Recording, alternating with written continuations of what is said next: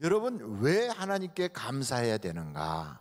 그것은 하나님이 우리의 위로자가 되고 인도자가 되고 돕는 자가 되고 보혜사가 되기 때문에, 그래서 우리는 하나님께 감사하는 거예요. 진짜 우리가 의지할 분은 하나님밖에 없어요. 왜냐하면 사람은 능력의 한계에 있는 것뿐 아니라 잠시 후의 일도 몰라요. 인간은 말이에요, 자기가 죽을 날도 몰라. 그리고 자기가 막 몸부림치며 붙잡고 있어봤자 그거 자기가 지킬 수도 없어요. 그리고 내가 막 그냥 쳐다보고 있는 거, 막 목표하는 거, 그거 내 마음대로 되지도 않아요. 그래서 인간은 하나님이 도와주실 때 역사가 나타나는 거예요. 그래서 여러분, 누구의 손을 잡아야 되냐? 하나님 손 잡아야 돼요. 하나님이 도와주셔야 돼요. 하나님에 의지해야 돼요. 근데 그 하나님께서 그렇게 할 수 있도록 우리 눈에 보이지도 않아요. 우리가 잡을 수도 없어요. 그리고 우리가 이 세상을 살면서 하나님을 만나기도 쉽지 않아요. 그런데 그 하나님께서 우리를 찾아오셨단 말이에요. 어떻게 찾아오셨느냐? 성경을 보니까 한 아기로 찾아오셨어요. 여러분, 다 같이 한번 찾아보세요. 이사야서 9장이에요. 이사야서 9장. 자, 그 이사야서 9장에 보면 6절, 7절, 8절을 여러분들이 보실 수 있어요. 이는 한 아기가 우리에게 낳고, 그 말은 그는 인간이다 이 말. 우리들하고 똑같이 그 속에서 났단 말이에요. 그리고 한 아들을 우리에게 주신 바 되었는데, 이건 하나님 쪽에서 주신 거예요. 그러니까 이 아이는 특이해. 어떻게? 우리 중에서 났지만 하나님이 우리에게 주신 거예요. 우리에게 주신 바 되었는데 그의 어깨에는 정사를 메었고 그의 이름은 뭐라고요? 그리고 모사는 뭐예요? 카운셀러죠. 전능하신 하나님이라, 영존하시는 아버지라, 평강의 왕이라 할 것임이라. 7절 우리 다 같이 읽어보겠습니다. 시작. 그 정사와 평강의 더함이 무궁하며 또 다윗의 왕자와 그의 나라에 군림하여 그 나라를 굳게 세우고 지금 이후로 영원히 정의와 공의로 그것을 보존하실 것이라. 만군의 여호와의 열심히 이를 어떻게 한다? 하나님이 이걸 이룰 거래요. 그래서 하나님이 이 땅에 우리를 만나려고 오시는데 무슨 모양으로 오느냐면 아기로 온다. 이게 아기. 여러분, 아기는 그 아기가 우리를 보호해 줄 거예요? 아니면 우리가 아기를 보호해 줘야 돼요? 그렇죠. 아기가 무슨 우리를 보호해요? 우리가 아기를 보호해 줘야지. 우리가 딱 느끼기에는, 아니 그러면 내 인생의 모든 문제를 그분이 어떻게 해결해? 아기로 오는데, 이런 생각이 들잖아요. 근데 단순한 아기가 아니다 이거예요. 하나님이 그는 장차 전능하신 아버지, 그리고 성경에 보니까 평화의 왕, 그리고 여기에 영존하시는 아버지, 전능하신 하나님이라 이렇게 불려진다는 거예요. 근데 8절에 아주 너무나도 귀한 말씀이 있어요. 8절 같이 한번 읽어보겠습니다. 시작. 주께서 야곱에게 말씀을 보내시며. 무엇을 보낸다고요? 야곱은 누구예요? 야곱은 한 사람을 말하는 게 아니고요, 야곱이란 이스라엘 전체를 말하고 있어요. 그 이스라엘 사람들에게 누구를 보내신다? 말씀을 보내신다. 근데 그 말씀이 어떻게 온다? 한 아기같이 온다. 그 아기가 우리 중에서 태어나는데 그 아기는 그냥 태어난 게 아니고 하나님이 보내신 것이다. 그래서 말씀이 오는 거예요. 말씀을 보내시며 그것을 이스라엘에게 임하게 하셨은즉 그랬어요. 그래서 여러분, 그 아기로 오시는 분은 누가 오는 거냐면 말씀이 오는 거예요. 근데 그 말씀에 대한 이야기가 요한복음 1장으로 탁 가보시면 1절로 3절에 여기 이렇게 나와 있어요. 한번 여러분 요한복음 1장 1절부터 3절까지 같이 한번 읽겠습니다. 시작. 태초에 말씀이 계시니라. 이 말씀이 하나님과 함께 계셨으니, 이 말씀은 곧 누구라고요? 이 말씀이 하나님이구나. 그가 태초에 하나님과 함께 계셨고 만물이 그로 말미암아 지은 바 되었으니 지은 것이 하나도 그가 없이는 된 것이 없느니라. 아기로 오시는 그분, 그 말씀이 이 만물을 다 만드셨어. 근데 그분이 10절부터 또 보세요. 이런 분이세요. 그분이 오시는데 10절, 그가 세상에 계셨으며 세상은 그로 말미암아 지은 바 되었으되 세상이 그를 알았어요, 몰랐어요? 몰랐어요. 알지 못하였어요. 자기 땅에 오매 자기 백성 영접했어요, 안 했어요? 영접하지 아니하였으나. 다 같이 12절 읽겠어요. 시작. 곧 그 이름을 믿는 자들에게는 어떤 권세가 있어요? 하나님의 자녀가 되는 권세를 주셨으니 이것은 혈통으로나 육정으로나 사람의 뜻으로 나지 아니하고 오직 하나님께로부터 난 거예요. 말씀이 육신이 되어 우리 가운데 거하심에 우리가 그의 영광을 보니 아버지의 독생자의 영광이요 은혜와 진리가 충만하더라. 18절 한번 더 보겠어요. 본래 하나님을 본 사람이 없으되 아버지 품속에 있는 독생하신 하나님이 나타내셨느니라. 이 아기 예수가 이 땅에 딱 오셨다는 거, 이야, 말씀이신 그분이, 독생자 하나님이신 그분이 우리에게 오셨다는 거, 그래서 내가 영접하여 그분 덕분에 하나님의 가족이 됐다는 건 이건 굉장한 축복이에요. 그러므로 여러분, 주님이 오신 그날 성탄절은 우리에게 어마어마하게 큰 축복의 날이라 기쁘다 구주 오셨네, 이게 되는 거예요. 근데 우리하고는 아무 상관없고 하나님하고도 아무 상관없는데 가게에서만 기쁘다 구주 오셨네. 그거 왜 기쁘냐고 물어보면 장사가 잘 돼서 이렇게 나가는 사람들이 있어요. 우리는 그쪽이 아니잖아요. 우리가 어떻게 돼서 그러냐면, 여러분 한번 성경을 찾아보세요. 요한복음 한번 14장 13절 다 같이 읽겠습니다. 시작. 너희가 내 이름으로 무엇을 구하든지 내가 행하리니 이는 아버지로 하여금 아들로 말미암아 영광을 받으시게 하려 함이라. 아멘. 그러니 여러분, 우리가 예수의 이름으로 구하면 응답이 오는 거예요. 그래서 성경에 보면 히스기야가 왕 노릇을 14년째 하고 있는데 그냥 이게 웬일로 갑작스럽게 사내립에 아수르 군대가 쳐들어온 거예요. 뭐 요즘같이 쳐들어오기 전에 뭐가 있고 뭐 선전포고를 하고 기자들이 가서 온댄다 만댄다 무슨 방송으로 나오고 이런 게 아니고, 갑자기 아침에 눈 뜨고 이렇게 성문 앞에 갔더니 무슨 군대가 문 앞에 와서 쫙 포진한 거예요. 저 왜 왔어? 하고 쳐다봤더니 성이 포위된 거예요. 여러분, 이런 상태가 돼갖고 갑자기 그냥 날벼락이 떨어진 거예요. 그런데 이 군대가 보통 군대가 아니에요. 최강 군대예요, 최강 군대. 이 히스기야라고 하는 사람이 14년 동안 왕 노릇했지만 자기 나라는 너무너무 조그매갖고 어디에 전쟁을 하거나 누구하고 싸워볼 수 있는 그런 여력도 없는 나라예요. 그런데 이 성을 18만 5천 명의 군대가 포위를 했어. 그래서 왜 그렇게 된 건가 하고 알아봤더니 이 사네립의 군대가, 사네립이라고 하는 아시리아 왕이 된 지 3년 동안 군대를 막 그냥 훈련시켜가지고 애굽까지 완전히 정복하여 중동의 최고 제국을 만들겠다고 가는 길인데 보니까 조그만 게 하나 있어. 그래서 이거를 그냥 지나쳐서 가면 얘네들이 나중에 우리 뒤에 오는 보급품들을 이렇게 뺏어가거나 그 뒤에서 자꾸 장난질하면 우리가 불편하지, 저거 없애버리고 가자. 그래서 가는 길에 그냥 쓸어버리겠다고 온 거예요. 그래서 본지는 이미 애굽으로 갔어. 그래서 자기를 포위하고 있는 그 사람들만 18만 5천 명이야. 그러니 여러분, 본지는 얼마나 크겠어요. 이 군대를 전 국민이 달라붙어 싸워도 이건 이길 수가 없어. 그러니까 히스기야가 아이고 큰일 났네, 어떻게 하면 좋나 그러면서 백성들하고 그냥 뭐가 전쟁이라도 준비가 됐으면 비축 물자라도 있으니까 먹고 살 텐데 갑자기 아침에 눈 떠보니까 포위가 된 상태니까 꼼짝 못하는 거예요. 여러분, 이렇게 앞이 깜깜하고 헤쳐나갈 능력도 없고 할 방법도 없고 힘도 없다 그러면 뭐 해야 돼요? 이럴 때 둘 중에 하나예요. 죽자, 기도하자. 자, 어떤 쪽을 택해야 돼요? 다 같이 앞이 안 보이면 기도하자. 다시 한번, 앞이 안 보이면 기도하자. 그래서 히스기야가 기도하러 들어가요. 37장 보세요.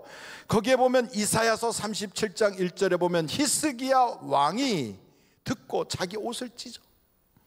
굵은 베옷을 입고 여호와의 전으로 들어가. 그러면서 왕궁 맡은 자 엘리야김하고 서기관 셈나하고 제사장조 어른들도 굵은 베옷 다 입고 왕같이 이렇게 들어가니까 아모스 선지자한테 가서, 아모스의 아들 이사야 선지자한테 가서 제발 우리를 위해서 기도해 달라고 부탁 좀 해라. 이렇게 다 죽을 지경이 되면 기도가 안 돼. 어떻게 해야 돼요?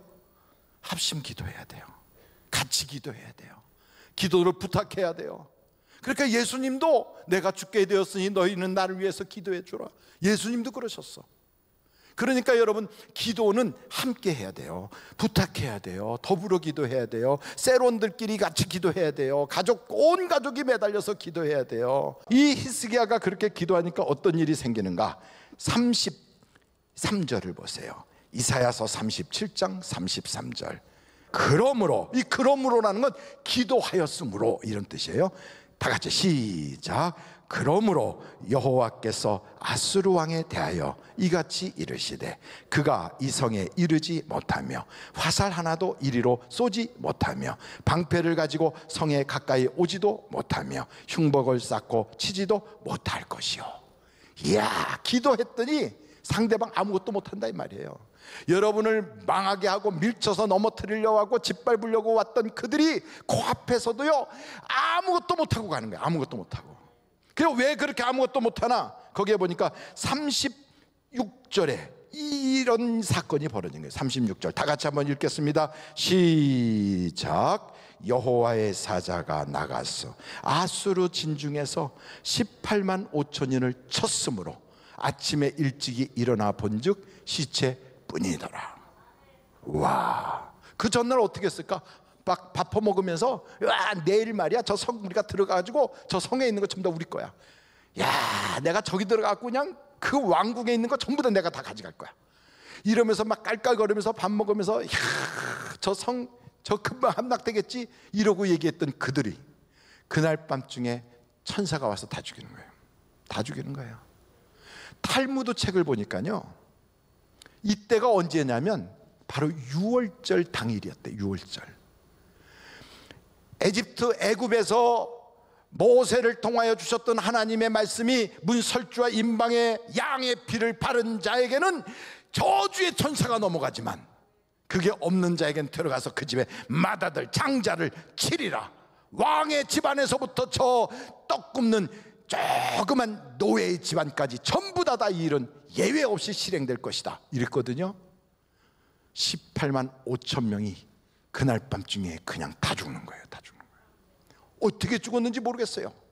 그런데 너무 놀라운 건 요세푸스라고 하는 이 유대 고 역사를 저술한 역사학자가 그날 그곳에 급성 전염병이 돌았다는 거예요. 급성 전염병. 여러분, 기도하면 하나님이 일하십니다. 기도하면 역사가 일어납니다. 기도하면 생각지도 못했던 기적이 일어나게 돼 있어요. 그래서 이 사람들이 다 죽어버렸어. 다 죽어버렸어. 에집트 본지는 지금 애굽까지 갔어요. 그러면 이 사람들이 돌아오다가 이 히스기야가 사는 예루살렘을 다시 칠 수도 있어. 그런데 그걸 못하게 하느라고, 야, 제가요 그래서 놀래서 여기다 적어놨어요. 헤로도투스라고 하는 로마의 역사학자가 왜 그 본진이 와서 치질 못하고 그냥 빠져나갔느냐? 그 헤로도투스 역사학자가 애굽에 갔던 사네립의 본진은 밤중에 쥐떼의 공격을 받았대요. 그래가지고 그 쥐떼가 와갖고 화살과 활들을 다 갈갔대. 그냥 무기가 없는 거예요. 무기가. 그래갖고 맨몸으로 그냥 온 거예요. 그때는 군인이 아니지, 그냥 장정이지 뭐. 아무런 무기도 없는데 뭐. 그리고선 그냥 너무너무 망신스러워서 그냥 빠져나간 거예요. 그래서 사네립은 여기 오지도 못하고 군인들 데리고 그냥 집에 간 거예요. 집에 갔더니 그 사네립의 몸에서 난 자식이 자기 아버지를 찔러 죽여버렸어. 이야, 기도하면 상상을 초월하는 역사가 나타나는 거예요. 한번 절대 기도하면 역사가 나타납니다. 그래서 이렇게 역사가 나타나는데 참 한 가지 아쉬운 점이 있다면, 지금 성 안에는 뭐가 없어요? 물도 없고 또 뭐가 없어요? 양식도 없어요. 그러면 밖에서 죽은 18만 5천 명이 거기서 죽었으니까 이 사람들이 가지고 온 그 곡식들, 군량미를 먹으면 백성들의 문제가 다 해결되잖아요.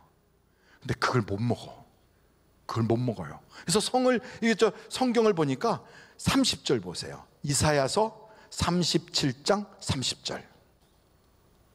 왕이여, 이것이 왕에게 징조가 되리니 올해는, 금년에는 스스로 난 것을 먹을 것이요. 스스로 난 것이란 건 뭐예요? 들에서 그냥 풀 뜯어 먹으라 이 말이에요. 둘째 해는, 내년에는 또 거기서 난 것을 먹을 것이요. 그러니까 풀 뜯어 먹으라는 거예요. 셋째 해, 3년이 돼서야 심고 거두며 포도나무를 심고 그 열매를 먹을 것이니이다. 이게 왜 3년 동안이나 이 나라의 땅에다가 농사도 못 짓고 3년 만에 농사 지으면서 그때서 겨우 먹고 그전에는 풀 뜯어 먹으라고 그랬을까? 무슨 희귀성 전염병이 돌아서 그 곡식 손도 못 대게 하는 거예요. 하나님이 그 곡식도 먹게 하면 얼마든지 먹게 하는데 이건 먹지 말라고 딱 하나님이 거기를 아주 손도 못 대게 만들었어요. 그러니 이 백성들이 2년 동안 얼마나 골았을까? 얼마나 힘들었을까? 왜 이렇게 힘들었을까? 이유가 있어요. 그것은 히스기야라고 하는 왕이 14년 동안 왕 노릇하는 동안에 하나님께 별로 한 일이 없어. 한 게 없어요. 그냥 왕 노릇한 거예요. 왕으로 지내온 거예요.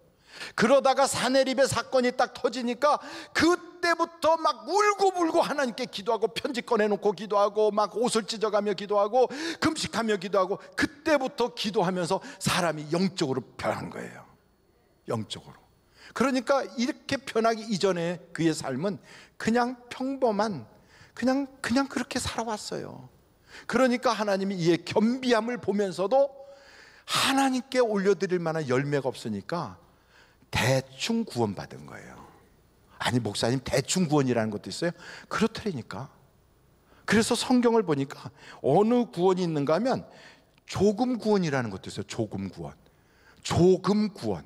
야, 성경 한번 찾아봐요. 그런 게 있나? 역대하 12장 7절 같이 한번 읽겠어요. 시작. 여호와께서 그들이 스스로 겸비함을 보신지라 여호와의 말씀이 스마야에게 임하여 이르시되 그들이 스스로 겸비하였으니 내가 멸하지 아니하고 저희를 어떻게 구원한다고요? 조금 구원하여 나의 노를 시삭의 손을 통하여 예루살렘에 쏟지 아니하리라.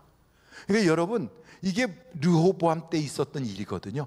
조금 구원해요. 옛날 성경 지금 우리가 가지고 있는 건 개역 개정이잖아요. 근데 옛날 개역 성경으로 보면 대강구원이에요. 대강구원. 아이고 대강구원. 여러분 하나님도 뿌린 대로 거두게 하세요. 내가 하나님께 심은 대로 하나님이 내게 거두게 하시는 거예요. 하나님께서 주실 게 없는 거예요. 그동안 한 게 없어가지고. 그 이제 어떻게 하느냐?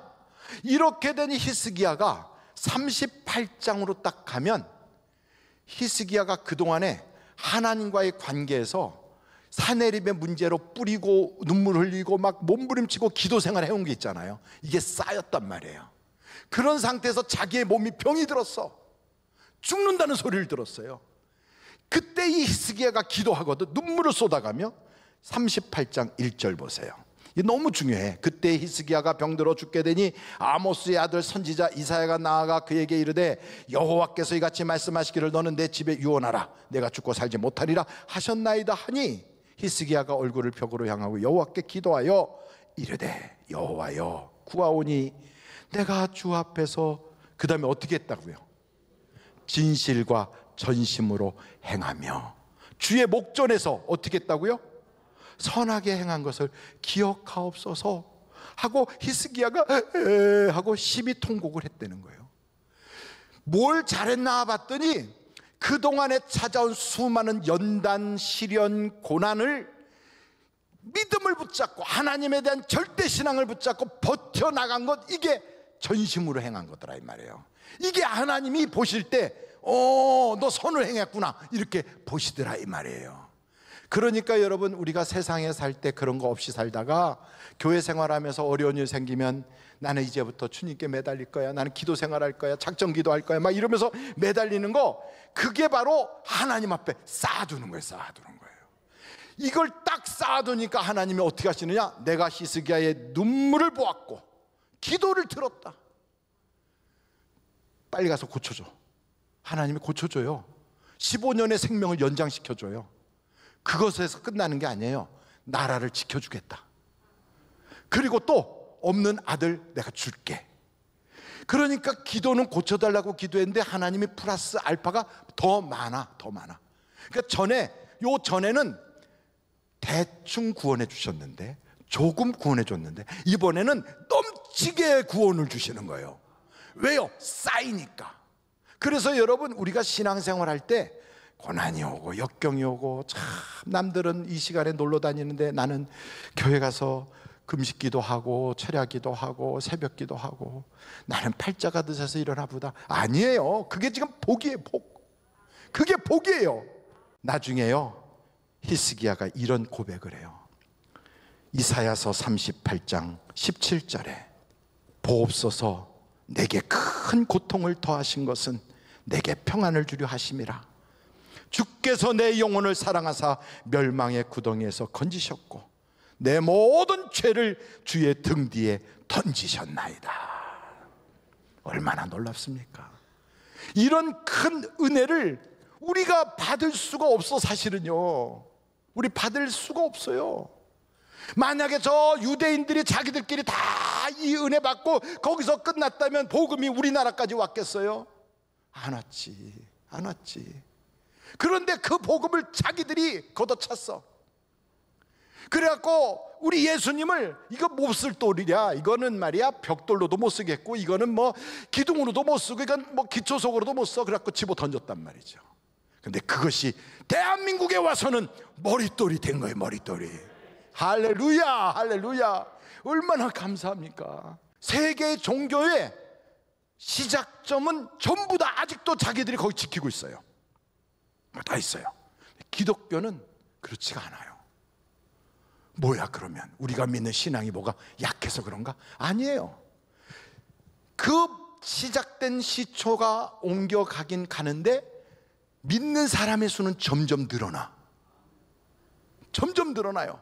세상의 종교는 핵심은 빠져나가도요, 함께 모여 밥 먹는 것으로 종교의식 할 수 있고, 자기들끼리 모여갖고 알라후 쿠바르 알라 이러면서 그 형식만 갖춰도 그 종교는 가지고 갈 수 있어요. 기독교는 그게 안 돼요. 기독교는 딱 하나예요. 예수님을 사랑하지 않으면 하나님이 촛대로 옮겨버려요. 하나님에 대한 뜨거운 이 사랑, 내가 거저받았는데 나는 받을 자격 없는데 하나님이 나 같은 걸 사랑하셨어, 감사해요, 감사해요 해가지고 그 사랑을 내 마음에서 첫사랑을 상실하지 않은 채로 뜨겁게 사랑해야 거기에 하나님의 촛불이 확 불타오르는 거예요. 그런데 이 사랑이 식어버리면 아무리 예배당 크게 줘도요, 하나님은 옮겨버려. 아무리 기독교 문화가 거기에 뿌리박고 있어도요, 옮겨가요. 옮겨가. 성경에 나와 있어요. 사랑이 식으면, 그 사랑을 잃어버리면 하나님이 촛대를 옮긴다는 거예요. 옮겨요. 여러분 마음속에 가장 중요한 게 그거예요. 하나님, 내 속에서 주를 사랑하는 마음이 식어버리지 않게 하옵소서. 내 속에서 하나님에 대한 뜨거운 사랑, 이게 다시 활활 타오르게 하옵소서. 바요나 시몬아, 내가 나를 사랑하느냐, 그거밖에 묻지 않았어요. 베드로야, 시몬아, 내가 정녕 나를 사랑하느냐, 그거예요. 오늘도 여러분, 우리 주님이 여러분을 만나기 전에 물어봐요. 김집사야, 내가 나를 사랑하느냐? 이장로야, 여기 있는 모든 사람들보다 내가 나를 사랑하느냐? 최권사야, 내가 여기 있는 사람들보다 나를 더 사랑하느냐? 주여, 주께서 하시나이다. 오늘 우리에게 필요한 건 예수님을 뜨겁게 사랑하는 거예요. 그 사랑이 오늘 우리의 가슴을 움직이고, 그 사랑이 성탄절을 기쁨으로, 기쁘다 구주 오셨네로 맞아들일 수 있는 우리의 자세가 되어야 돼요. 이번 성탄절은 우리의 생애의 특별한 성탄절이에요. 이번 성탄절은 하나님께서 우리에게 주신 그 은혜가 병 고치는 정도가 아니고 응답받은 정도가 아니라 나를 통하여 하나님이 최고로 기뻐하는 성탄절. 어떻게 하면 그 하나님을 기쁘시게 할까? 그것을 우리의 마음속에서 계획하고 준비하고, 그래서 예배를 드릴 때 막 너무너무 좋아하는 그런 예배, 살아있는 예배를 드리는 축복된 여러분이 되시기를 주님의 이름으로 축원합니다.